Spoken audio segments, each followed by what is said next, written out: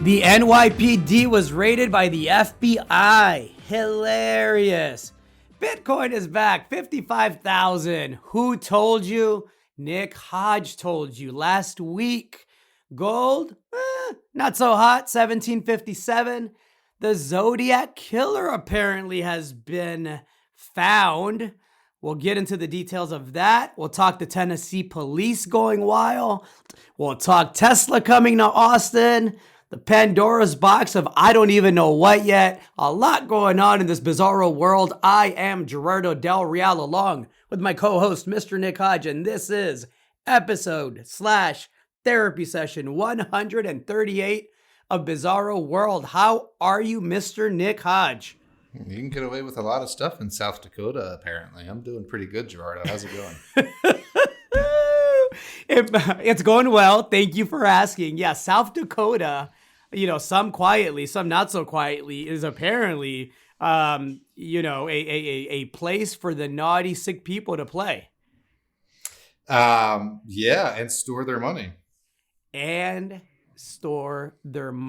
I heard a story about a guy that was trafficking kids that paid millions of dollars just to kill himself. How sick of a guy do you think that guy had to be? Where was this? Yeah, We'll talk off air. Anyhow, okay. A lot going on. The markets were, there's a lot happening in the space. Look, the 10-year is back up to 160. I'm surprised, to be frank, that gold has held up as well as it has given the rise in the 10-year. Let's start there. I'd love your take on it. You've had your finger on the pulse of the 10-year, the correlation between rates and the price of gold. I'd love to hear your chartist take. It's complex for the past couple of weeks, Gerardo, because no one can think out a little bit, and they all have to react to the moment, right? Like when Bitcoin was banned by China last week, for example, or when the debt ceiling was going to roil the markets, for example, both of which I said were nothing burgers, and both of which have already been remedied. And so when you look at the markets, you had the end of the quarter, obviously in September. You had a really bad September for stocks. We've talked about this, the worst since March 2020. And you had indicators, let's say, the big ones that we watched that you were just talking about, not wanting to make up their mind or going in opposite directions than they had been, but not truly breaking out. And what I mean by that is you had the dollar rising, and that's sort of tapered off a little bit. I don't think, and I said this last week, it's in danger of breaking out above, what was the number? 94? I think, on the DXY. And rates, on the other hand, continued to go up, are still not breaking out, but they're going up stronger than the dollar. And that's what's keeping the lid on gold for now. And I think that continues for at least a couple more months. You had, I'm doing air quotes, a bad jobs report today that showed you basically that more people are dropping out of the looking for a job, the participation force, right? Even as pandemic benefits come to an end, right? A couple of weeks ago, it was all these benefits are coming back to an end, and these people are going to get back into the workforce, and that has failed to materialize, which gave gold a bit of a boost this morning. Tying it all together, I think you get back to more of the same, and what I mean by that is stocks accelerating, risk being back on, and again, I've said it for 2 weeks, but earnings reports starting to come out in the next 2 weeks. And so I think people will have very short memories here in the next 2 weeks and forget about the downward stock action in September. And I guess the last thing I would say there is volatility is waning in the stock market as well. Was never in danger of breaking out. I live tweeted that for the world. So timestamped. Look, we have to talk a bit about the debt ceiling, not because of the debt ceiling, as you mentioned, big nothing burger. It didn't mean anything. We knew that they're going to do what they always do. They'll have scotch on the rocks behind the scenes. They'll laugh at all the people in the street fighting. Both sides are doing it. If you think politicians care about you, I have a bridge in Brooklyn. I'd happily sell you, except I wouldn't because I'm not that type of person, right? But the one thing that I thought was curious is politicians' willingness to begin to talk about the restructuring of Social Security payments. I think that's the first time in a couple of years, and definitely recently, that I've heard a willingness to actually publicly say that, right? Typically, they'll float out a white paper and they'll talk about, the risk and the potential for defaults and how they would have to restructure. It seemed a little bit more pronounced this time around when they were bringing up the debt ceiling. It seemed like they were willing to make sure that everybody knew that, yes, you're going to get your checks this time, which is what they said. The checks will go out on time if the debt ceiling deal goes through. And if it doesn't, we'll figure something out. We'll print $1 trillion coin. It's the stupid shit they're saying again. But the fact that it was so front and center tells me there's probably going to be a change in the way that Social Security is paid out over the next several years. I don't think they're going to be giving anyone more, by the way. Well, certainly not. And I'm not a Social Security expert, so I'll just tell you how I sort of operate and some of the things I've read. I'm not really up to speed on the connection to the debt ceiling as it happened this week. But first of all, as a millennial, I operate like Social Security doesn't exist. It's not a part of my financial plan. I don't consider it like I'm going to have income from Social Security. It's just going to be a nice to have if it's actually there and the payments are still coming when I'm of age to take those. The other thing is that you read a lot about Social Security running out. And while I haven't done deep dives in it, I have read enough to know that the way that it's funded, et cetera, there's going to be something. You might not get 100% of your payout, but you're going to get 85, 90%, even out to like, I forget what the date is. I think it's like 2070 something, for example, that the CBO has put out, the Congressional Budget Office. And so it's not one of those things that I worry about on a day-to-day basis, but the broader thing is that a lot of people do, right? And so it's like pensions, right? It's like pensions in the 2000s and 2010s when they started getting taken away from people who thought they were going to have them forever, right? Auto workers, steel workers, et cetera. And so, it's part of a larger debt thing that's going on. Obviously, we're at 29 trillion. That's unsustainable. We don't really stop and talk about this stuff anymore because everyone's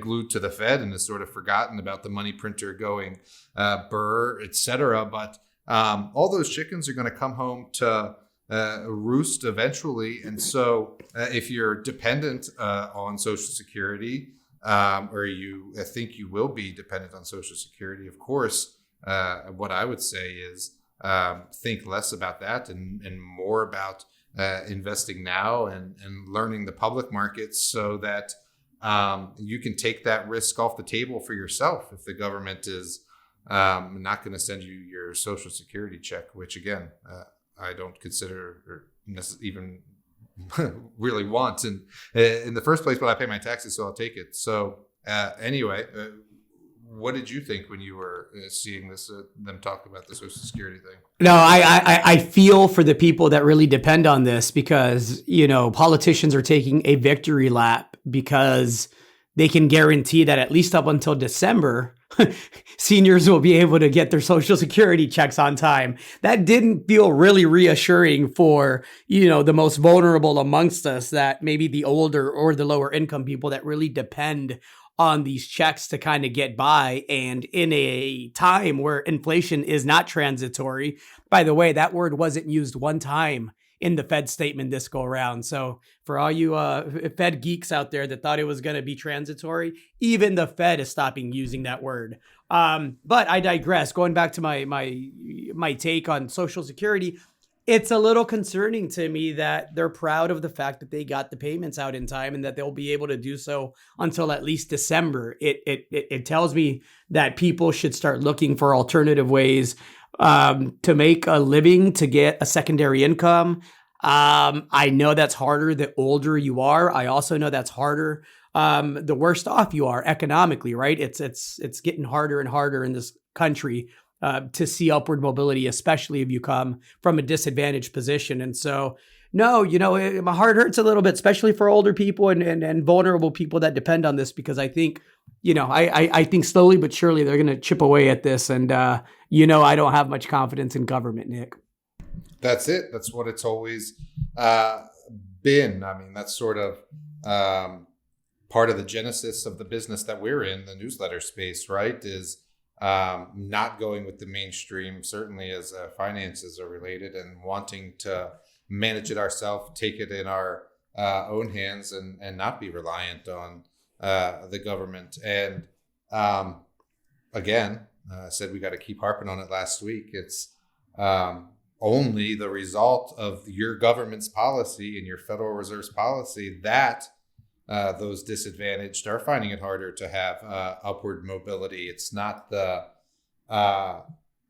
system. It's not the capitalistic system that's at fault. It's the way that it's been operated, maintained, and the policies that have been layered on top. And so I'll continue to say that while I continue to manage my own money and watch it, the value of it inflate while they tell me that it's not. So, it's just how I feel, I guess. Agreed. You got to position yourself ahead of the herd, as Mr. Dines would say, everyone.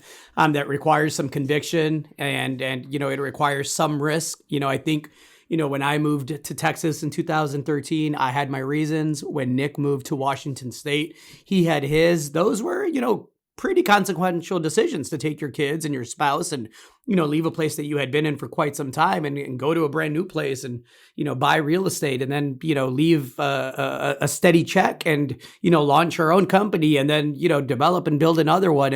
And so all those things come with risk, but, luckily for us, it's literally paid off. And, having inflation protection in our portfolio has really paid off.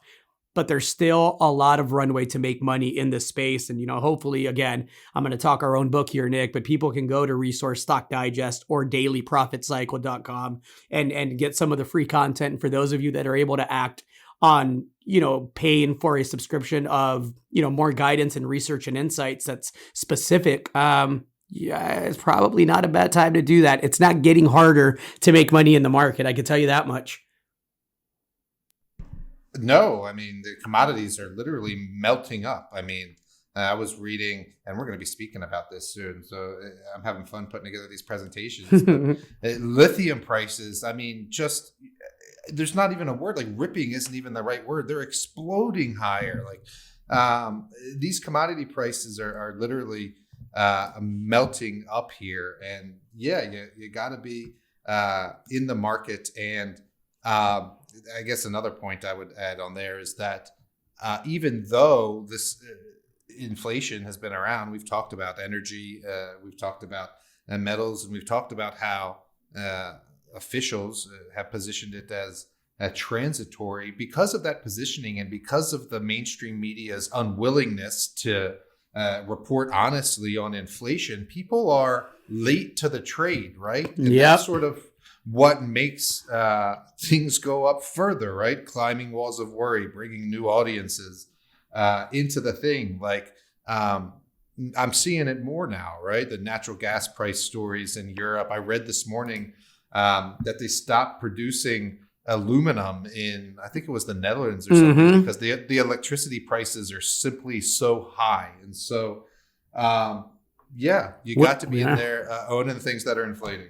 Winter is coming. Natural gas power prices in Europe and Asia are at record highs, as in all time. All time is a long time, folks. U.S. prices, they've doubled this year. And there's still people that are adamant that this inflation is transitory. Have fun with that trade, everybody. Did you hodl your Bitcoin and your Ether? I hodled and my Solana. Yeah. And your Solana. Tell me about it. That went well for you. Not a bad week. It's it. And so it's more pounding of the chest, but you got to do it, right? Because I mean, that's how people are going to realize that they have to act and they have to get ahead of the news cycle. And if not get ahead of it, at least synthesize it in real time. And if you can't, get someone who can synthesize. And by synthesize, I mean the stuff that we just talked about, like tune out the noise with the debt ceiling, right? Like buy stocks when they're down 600 points and you're still in a bear market. Buy Bitcoin when it goes down below 45,000 and China says it's going to ban it. And it's still in a bull cycle with commodities ripping higher. Yeah, I think Ethereum got down to, I don't know, 2,700 bucks, and it's went immediately back up to 3,400. And so it's part of that commodities thing. And so it worked out really well, was able to tune out the noise and literally timestamped it. I told you last week that I was buying Ethereum and stuff. And so we'll be writing and publishing more about crypto here. There's a whole world there that we don't really have premium research on, but are looking into it more because, and it goes back, I guess, to that Social Security conversation as well, because these people that don't have retirement or who lost pensions or who didn't save now need a moonshot. And you and I know that you can get a moonshot in stocks, but with the advent of a whole cryptocurrency universe, new coins literally being minted every week, people, the herd, right, are seeing this as an opportunity to make up for lost time in the markets. And I still think, Gerardo, it's been a long time since I said it, that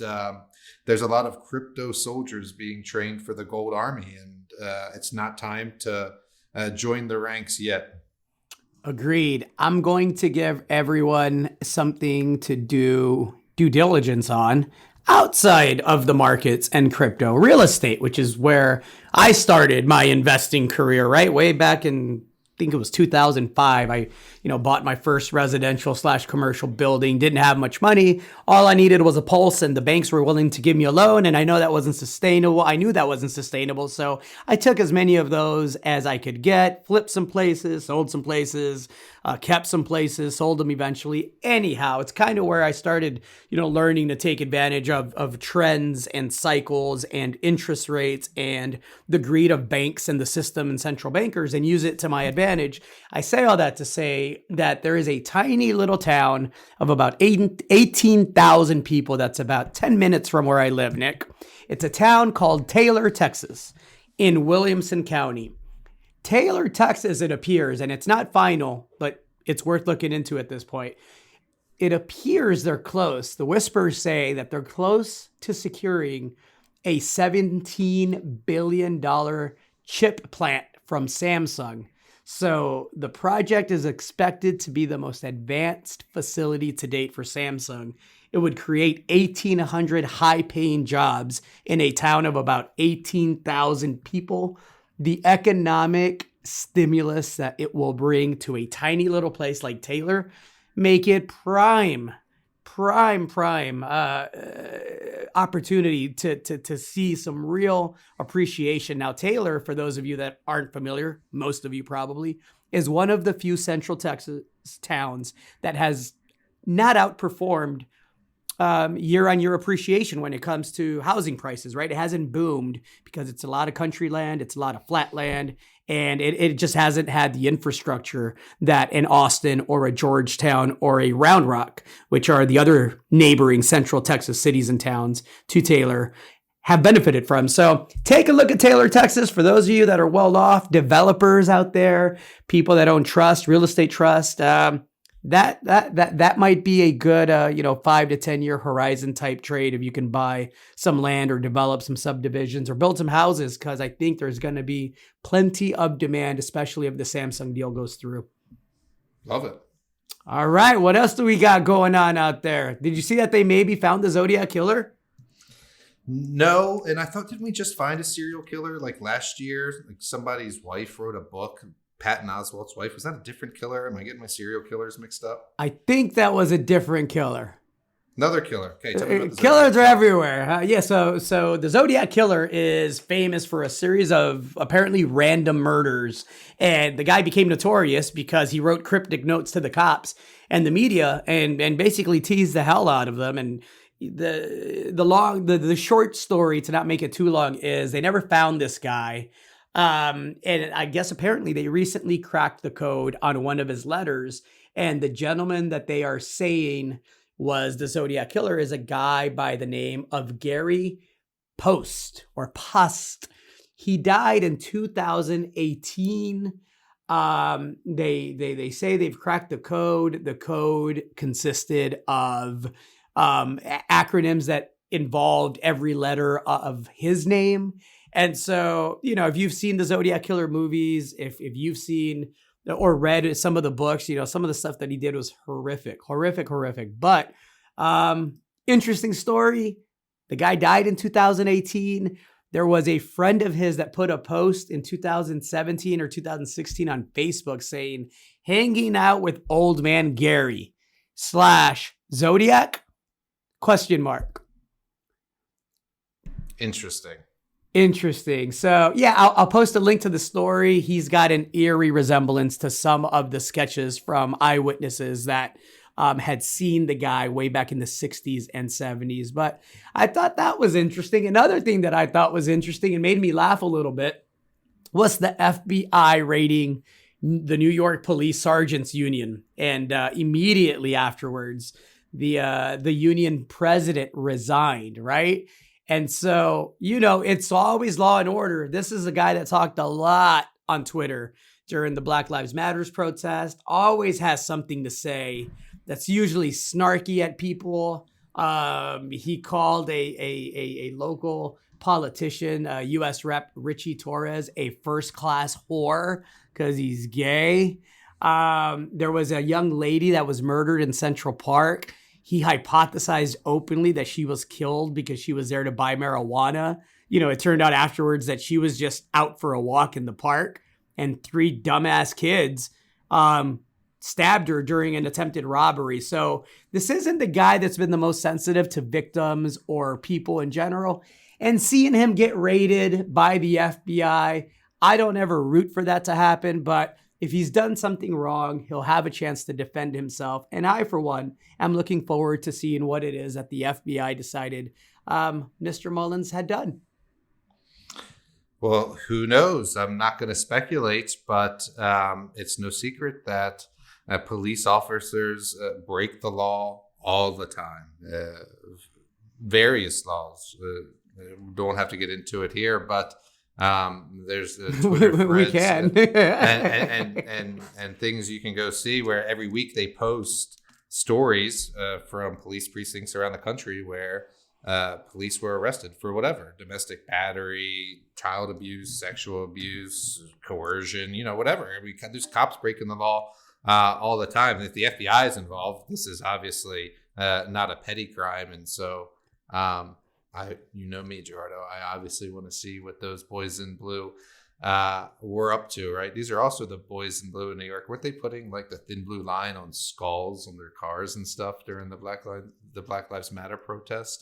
Oh yeah, a couple of them have been outed as white supremacist members and still on the force.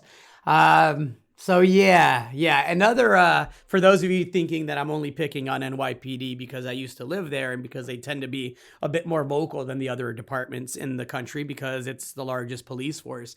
Tennessee officers were caught arresting 4 young black girls. Did you read this case? No. 3 police officers went to an elementary school in Tennessee. You're going to love this, Nick. You have little kids in school. I have kids in school. They're not this young. So they went and they arrested 4 black girls, right? One girl fell to her knees. Another one threw up.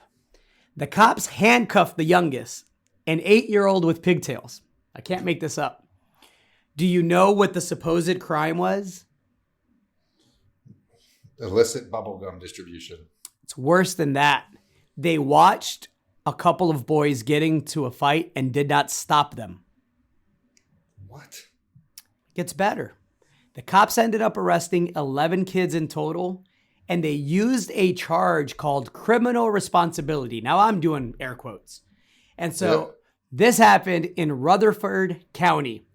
which allegedly has been illegally jailing kids for years. And you know how I feel about private prisons and pimping kids and profiting off kids. It's fucking disgusting. I hate it.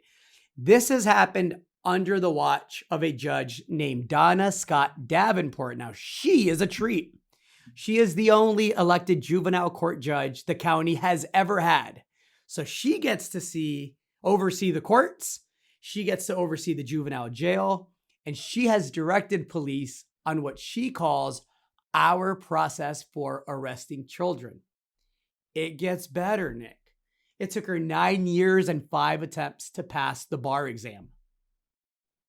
3 years after she got her law license, she was on the bench as a judge, jury, and executioner. She believes it's God's mission, that she's doing God's mission, that she's here on a mission, and she says that children must have consequences. And she says to parents that they must drug test their kids, and they say the best ones are at your reputable drugstores. Don't go to Dollar Tree. Now check this out. Here's some numbers for you. We're numbers people, right? Under Davenport, the county has locked up 48% of children whose cases were referred to juvenile court. Do you know what the statewide average is? No. 5%. So if you just happen to have the misfortune of going in front of this judge, the odds of you going to jail as a juvenile increase astronomically. It's sick. I hope the feds investigate this. I don't know how people sleep at night knowing they are doing this to little human beings. Look, kids misbehave. Kids commit crimes. Kids should be held accountable. You can't charge every kid who watches a fight in school with something that's going to take them to juvenile court when the judge is handling that facility, overseeing it, sending these kids at a 48% rate. That's absolutely insane. Not to mention that this crime is not even a crime. That's the other thing. The problem is it's not a crime. The commissioner who used to work in a post office came up with the charge of criminal responsibility for conduct of another. They were literally charged with a crime that doesn't exist. Right. And because these kids, a lot of these kids don't have the money to get an attorney, to go file a lawsuit, to actually go through that, these kids are just they're getting pimped out and they're getting traumatized at 8, 9, 10 years old. And that is not acceptable. This in America? In the U.S.? It's insane. The boys that were fighting, I'm just reading that, were 5 and 6 years old. You gotta be fucking kidding me, man. That's who the fight was between, a 5 and a 6-year-old. Correct. I couldn't believe this story. I absolutely nuts. Anyhow. Yeah, I've seen some bad ones. My mom worked for the Department of Juvenile Justice in Maryland, and I would hear stories over the years randomly and it seems to get worse over time, right? When they're handcuffing a 9-year-old for whatever, just going completely, absolutely ballistic, right? And has to be restrained. And you don't like hearing about that, let alone some little girls who did what every other human would do, watch a fight, right? And so all that's wrong with the police and justice system right there. Maybe not all of it, but a lot of it encapsulated in that story. And I'm 100% with you, Gerardo. If I had to pretend to be that cop, I don't understand, or those cops, like, what is your raison d'etre? Like, what is in your mind? Like, what kind of human are you that, first of all, you want to police your fellow man like that? But even further is a little girl for doing absolutely nothing. And anyway, that's why I know in my heart of hearts that these boys in blue that we've got policing us in this United States would load us on the train, just like in Germany, man. And so it's fundamentally flawed. Yeah, this immunity that police officers have, from lawsuits, it cannot continue. It cannot continue. There has to be some accountability. Again, I'm not going after all cops. I'm not going after all kids. I'm not going after all adults. I'm not going after all anything. I don't generalize like that. I want everyone to be accountable by the same standard. You shouldn't get literally a free get out of jail card because you're a cop. And you should be held at a higher standard because you're a cop, right? And so I'll leave it. Any rational person says, I'm not arresting these kids, right? I mean, if you're a rational person. Or just a fucking human being with a heart. Right. Yeah. Yeah. Especially when you know that 48% of them are going to end up in juvenile jail for something as silly as watching a 5 and a 6-year-old fight. Absolutely insane. It's why I say the state is not your friend. And just like I don't want the police knocking on my door, I don't want my social security check. Like that same thing. Like, I don't know if that makes sense or if it relates, but like, I don't want the government to help me. Air quotes. Correct. Right? Leave me alone. Let me be a law-abiding citizen, and that's my part of the deal. And then your part of the deal is you leave me the fuck alone. How about we do that? And then don't worry about what I'm doing in my bedroom. Don't worry about, what I'm eating. Don't worry about what I'm watching. Don't worry about my emails. Just leave me alone. It doesn't seem like too much to ask as a private citizen that pays his or her taxes and is law-abiding. Seems simple, right? Yeah. Yeah. Anyhow, speaking of Austin, Alex Jones, who's based in Austin, right? Austin always gets the rap as this liberal city and progressive city, and it is in some senses, but it's also a city that, is very big on the First Amendment and obviously the second one as well. But he was found guilty, or not guilty, I should say, liable is a better word. He was found liable to have to pay families in lawsuits over the Sandy Hook shooting. So for those of you that aren't familiar, Alex Jones, based here in Austin, for years said that children that were killed in the 2012 mass shooting at Sandy Hook Elementary, that it was a hoax. Said it didn't happen. Said those were child actors. It was another attempt, by the left, to false flag and chip away at the Second Amendment. And he did this so in such a nasty, mean-spirited way that a couple of the parents, continued on and had the financial wherewithal to sue him. And so, this comes after Remington offered a $33 million settlement to the Sandy Hook families, which we talked about before, and I don't completely agree with that one. But on this one, if you are going to harass grieving parents who lost kids in a mass shooting, and say that it's a pretext for government action to limit gun rights and that it's a giant hoax, and then there were dumbass people that were harassing these parents saying they were in on it, the same way that I'm seeing some of the anti-vaxxers now. And again, whether you're vaccinated or not, completely your choice. I believe you should have that choice.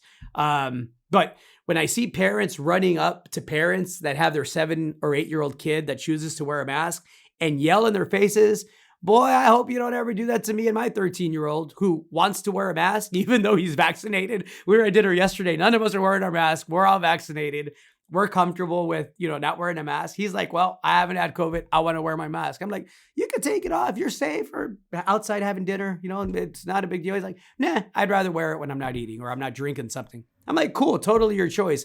And all I could think about, Nick, is one of these little assholes better not come up on me asking about, why my little 13-year-old is wearing a mask, because he's going to have another issue, right? It's not going to be the mask that's going to be the problem anymore. And so, yeah, it's a slippery slope on Remington paying $33 million to families of a horrific tragedy. But in this case with Alex Jones, you know what? You act like an asshole. You use these people in a public forum to get ratings, to enrich yourself. I don't completely disagree with him being liable to having to pay these people. And I think, it looks like this is going to bankrupt him. It doesn't look good. Thoughts? A lot. I know. I know. I mean, what are you going to do? What are you going to do? Huh. Interesting. What are you watching in the markets this week, Nick? You're hodling. You're waiting for gold to do something. It's boring. It's uranium. Yeah, you beat me. Yep. Time. Yes, sir. They've consolidated. The spot price has come back down below 40. I'll let you talk about it, but we'll have much more out in the public sphere next week on uranium. Yeah, no, look, every now and then the market gifts us the perfect window, right? And so sometimes, for those of you not familiar, Nick and I co-own Digest Publishing, independent publishing company that provides research and insight on commodities, biotech, crypto, you name it. Nick covers all sectors. I cover the resource space. It's where I'm comfortable allocating and risking capital and growing capital. And so, a part of what we do is, in order to get subscribers, is we provide the research and the insights, and we do promotions on trends that we think can be extremely profitable. And in order to get access to the specific names in the research, you have to subscribe to one of the newsletters. And so sometimes when we work on these things, something will just take off, or the fundamentals change, and then the actual premise that the speculation is based on, just isn't as true, and you got to scrap, what takes months of work sometimes. And in this case, the complete opposite has happened, right? I was hoping that we would have a pullback in the space, not just in the spot price, but in the equities. That's happened beautifully. I wanted that because as subscribers come in, it provides a much better entry point. And so my worry with this, Nick, was that we were going to continue with these high escalating prices week after week without much of a break or much relief, and that subscribers wouldn't have as attractive entry points, the newer ones. We were positioned way ahead of this, and that's worked out extremely well for the both of us and our subscribers. But on this one, I am just thankful that we got the pullback. I think it's going to be an extremely profitable 12 to 18 months. People much smarter than I think it'll run for 24 months. Almost everyone I speak with that has seen the cycle before believes we're in the very early stages of what's going to be an absolute mania in the uranium space. And I am so excited to share the new promotion and the new idea with those of you that subscribe here soon. People are starting to figure it out. We were talking about the energy inflation earlier and how the narrative is making its way around.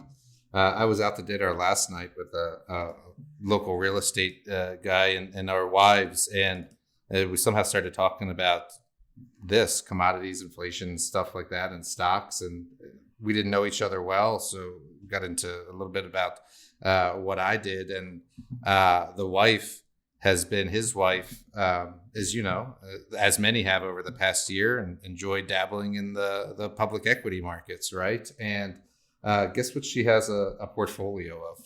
Uranium. I fucking love it. I was like, you gotta be fucking kidding me. I bet you I know every single stock you own. That is hilarious. How was that conversation? She was talking about, she's plugged in. She was talking about investing in real things that the world is going to need, right? And that's pretty simple, right? I mean, it's a commodity that the world needs. And you can layer on top of that, as I would, the electrification of everything, right? All the drivers, the money printing, et cetera, et cetera. How I think we're getting back to just as a culture wanting to invest in tangible things that provide benefits for society instead of things that push around data and have people as their product, right? And so anyway, she didn't explicitly say all that, but she said that I think that we need it for the world, and I'm looking at investing in things that the world needs, is how she framed it. I love it. I absolutely love it. I think it's great. You know what else I love? I love the new Dave Chappelle special. I know you're not a TV guy, Nick. It's on Netflix. I'm going to watch it. It's on. I told my wife this morning we got to watch it. Only because he got canceled, right, this week. And so I got to see, right? Did you see his response to quote unquote being canceled? No, but first, before you tell us, again, Bizarro World comes around because we featured the baby on Bizarro World many, many months ago. We did. I couldn't believe he opened with it. So for those of you that have been listening to the podcast, everyone knows Dave Chappelle is one of my favorite comedians. I saw him 3 times during COVID, which took some commitment because they poked my brain each one of those 3 times because he was insistent on that. And, it was really neat to see the material develop. I saw him I think 3 times over a 2.5-month span. And so every time I was just so impressed by the timing and the storytelling and the amount of new material that he would introduce at each show for it being during such a concentrated space of 2.5 months, right? And so some of the jokes obviously made it to the Netflix special, and then some of them obviously you know did not. But look, if you are easily offended or have thin skin, you shouldn't click on Dave Chappelle. And I think, you know, he's spoken about that in the past. His response to being canceled, quote unquote, is hilarious. He said, if this is what being canceled is about, I absolutely love it. He said, fuck Twitter, fuck NBC News, ABC News, all these stupid ass networks. I'm not talking to them. I'm talking to you. Twitter isn't real. This is real life. He said, I don't know what else to tell you except that I'm a bad motherfucker.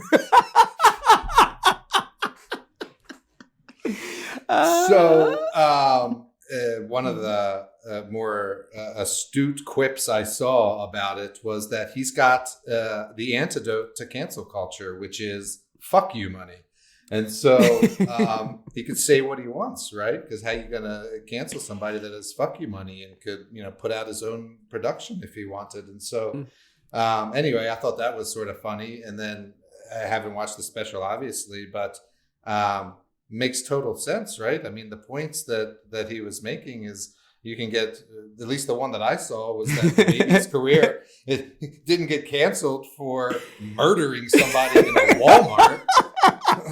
But if you offend somebody for whatever, LGBTQ beliefs or not framing it correctly or whatever, that's worse than killing a human being. And so on its face, the statement is 100% correct. It's absolutely brilliant. I think he's the best storyteller I've seen since, you know, Richard Pryor. There's a couple of other ones I'm really fond of that are close, but, you know, and Ricky Gervais is amazing as well. But anyhow, yeah, if you have someone around you that's sensitive, don't put it on around them. But if you have a sense of humor and you have a little thick skin, then I encourage you to check it out. It is absolutely hilarious.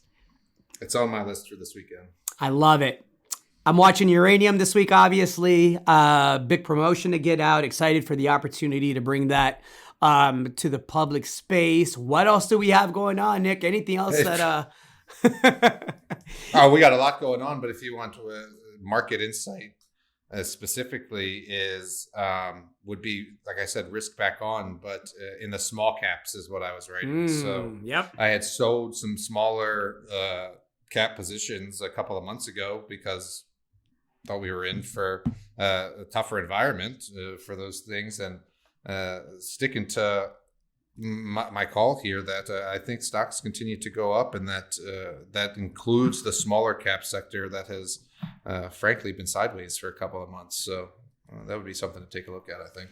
Go to where the puck is going, not to where the puck is at, right? That's how you make money. Got to do it. Awesome. I'll be, of course, watching the uranium space.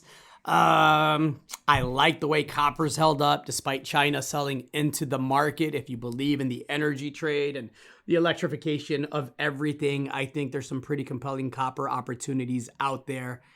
They're out of bullets. They're out of copper bullets. They can't do that. They can't. Yeah. It's a beautiful thing. Did you want to talk about the Pandora's box, Nick? What's the Pandora's box that you had in mind? I thought that was you that put it on there. I must have done that the day the news came out. So that's funny. That's why you didn't know what I was talking about with South Dakota in the beginning.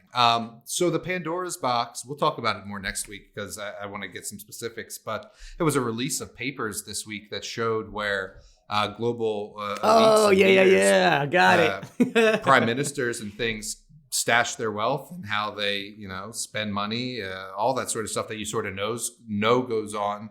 But this was a group of journalists tying it all together with the biggest release of papers to that effect ever. And so anyway, we'll talk about it more in the coming week. Let's do it. But, absolutely. Two things. One, to get back to South Dakota. But first one, you know all this stuff goes on, right? And now this is just further proof, just like all these conspiracy theories over the past 10 years have turned out to be true, from Epstein to the rigging of Liable, like on down the list, right? And it's what's feeding the public, and it's ultimately what's going to lead to the the changing of institutions because they have zero credibility left. Anyway, we'll talk about it more next week. But the other thing was that I think it was a couple of hundred trusts that were identified in the papers. I don't want to say the number because I get it wrong, but it was like under 300. And 70 some of those trusts were in South Dakota. This is very interesting to me. So anyway, I'll do a little digging. We'll talk more about it. No, we'll get into details later. You know, not as nasty as trafficking kids and then getting caught and then being found guilty and then bailing yourself out with multi-million-dollar bonds and then killing yourself, but nasty nonetheless. Mr. Hodge, it has been an absolute pleasure. I am Gerardo Del Real, along with Mr. Nick Hodge. This was episode 138 of Bizarro World. Say something to the nice people, Nick. See ya. Be nice to everybody.